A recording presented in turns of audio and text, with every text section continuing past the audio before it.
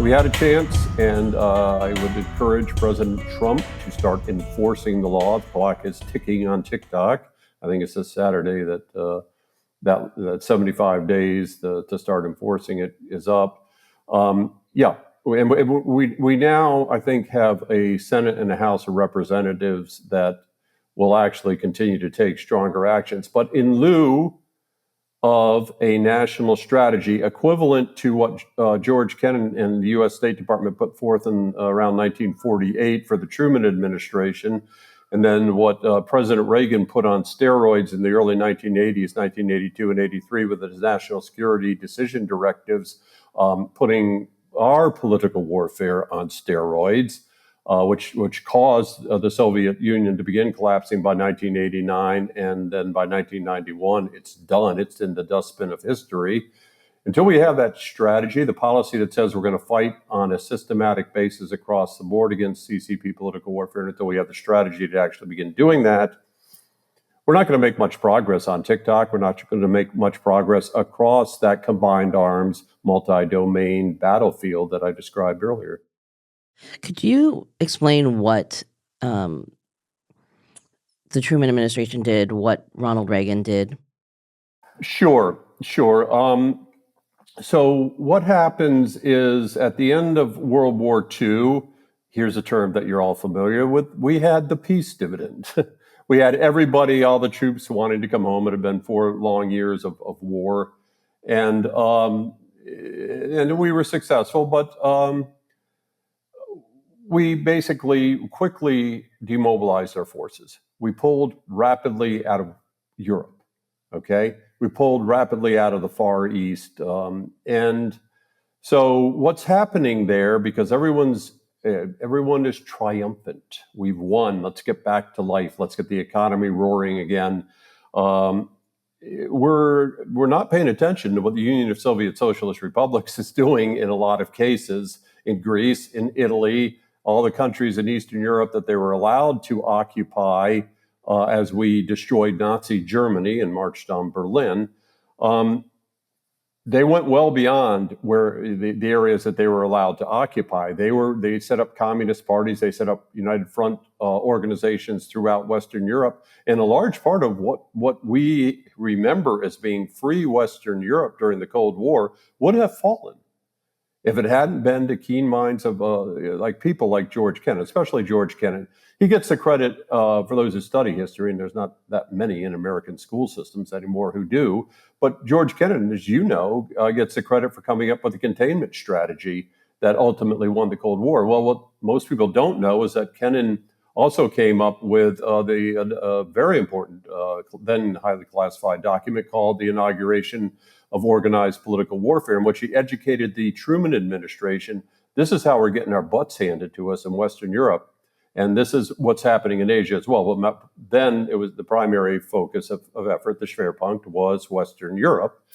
And as a result of that, the Truman administration starts turning around. It helped that Winston Churchill was educating America about the Iron Curtain, and that Truman didn't like much at first, but he eventually comes around with Kennan's memo. Okay, so on a bipartisan basis, America starts fighting back. Things atrophy over time. Bureaucracies become stagnant. We didn't do so well in the Vietnam War. It's a result of political warfare. That didn't turn out well. Arguably, Chiang Kai-shek lost the Chinese Civil War because of very effective political warfare against him and against the United States. So, so we're moving forward, though, and Reagan becomes president in January 20th, 1981, and he and his people know we aren't as effective as we need to be. So he comes up with National Security Decision Directive 75, or 32, 54, and 75, for those who want to go to the Reagan Library and look them up. They're good. They set the tone. They set a very firm direction for the interagency. That's a whole of government approach to fight this war and to bring in whole of society. Aspirational, of course. You're never going to get a whole of society or even whole of government, but you got to say we're going to try that. But Reagan does a pretty good job, and by 1989, Berlin Wall's crumbling, and by 1991, the Union of Soviet Socialist Republics is only found in history books. I mean, at the beginning, you used the example of 1941, which was pretty bleak. Mhm. We're deep into a political warfare with China that we're not even fighting, but I mean, it seems encouraging that even though nothing has been done, things can turn around pretty quickly. I don't think we're. I mean, would you say we're at a level of 1941? We're in a fairly bad situation. We are not winning. But if you go back to when the four of us first met, when my book, and there's some other books, and then it's you three leading the charge heroically, and I'm not sucking up to you for you to give me a free cup of Starbucks. I already got my Starbucks here. I don't need you guys to buy me off. I would not reward you with Starbucks. No, but it's, caffeine. I'm cheap. I'm easy. Just give me caffeine. Would buy you bubble tea, maybe. So anyway, you go back to when we first met. There's not many books.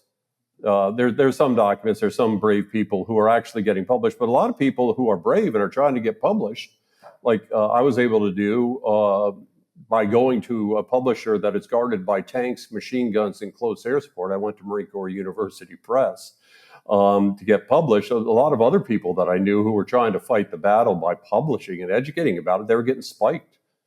Because the publishers, we have an office in Beijing, or we have a corporate entity in Shanghai, and they will shut us down in China if we publish your book. You understand the media warfare that is waged against us relentlessly. It's not just propaganda and news media from communist China and news media they've co-opted.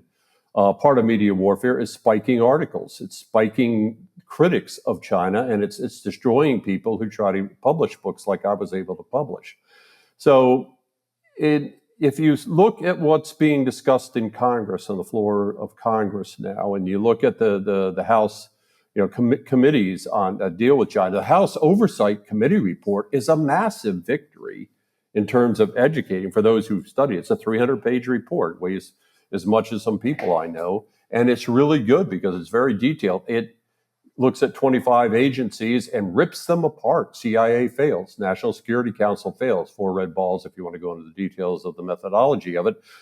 Department of Defense doesn't come out looking too good either. And State Department sends, as one of their leaders of the team briefing the Congress of the United States, the head of the China House, childishly named China House under Blinken, goes before the committee to brief the committee in answer to a 17-page letter that the House sends him to say, come brief us on this. And his first question out of his mouth, or first comment is, what is political warfare? No kidding.